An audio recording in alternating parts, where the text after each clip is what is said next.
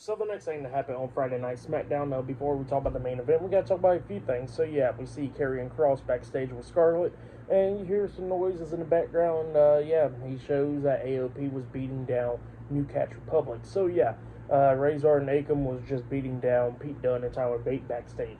That's what happened there. It looks like we're going to get a feud with those two teams now.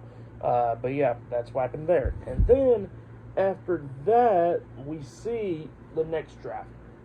The fourth round draft picks. So yeah, for SmackDown they have Teddy Long come out, and for Raw they had JBL. So yeah, we get down to the draft picks, and for SmackDown they drafted AJ Styles. So yeah, AJ Styles is staying on Friday Night SmackDown, and then for Raw they drafted the whole Alpha Academy. So yeah, Chad Gable, Otis, Akira Tozawa, and Maxine Dupree, all of them will be staying on Raw.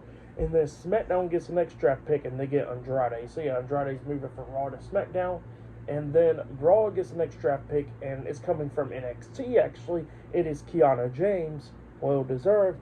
Kiana James will be coming from NXT to Raw. So yeah, that's what happened there. And yeah, there was some more stuff, like more drafts going on after the show. Like Baron Corbin got drafted to SmackDown and stuff.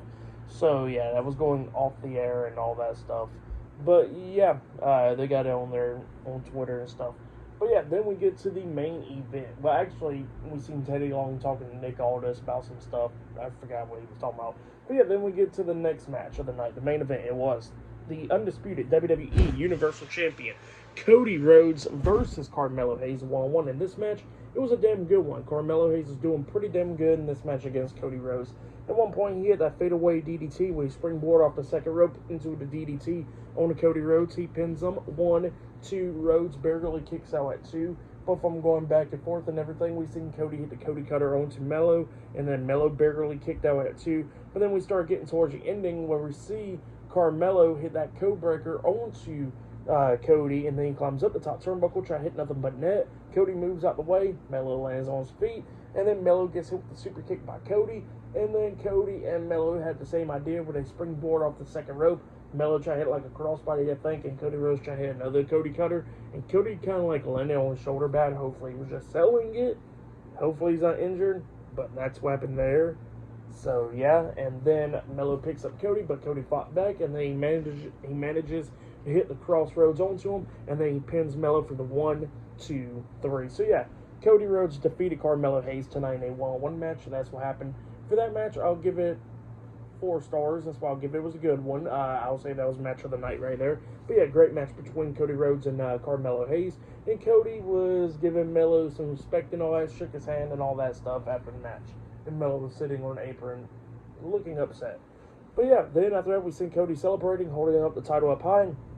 And then he gets off the turnbuckles, and then he turns around, and AJ Styles is right there. It looks like Styles was about to attack Cody, but instead he looks at Cody and says he came so close by doing it, and he could have had him, but he decided not to, and they both shook hands after, at the end of the show. So yeah, that's what happened there. And they announced more matches for Backlash. They got like Bayley versus Tiffany Stratton versus Naomi in a triple threat match for the WWE Women's Championship.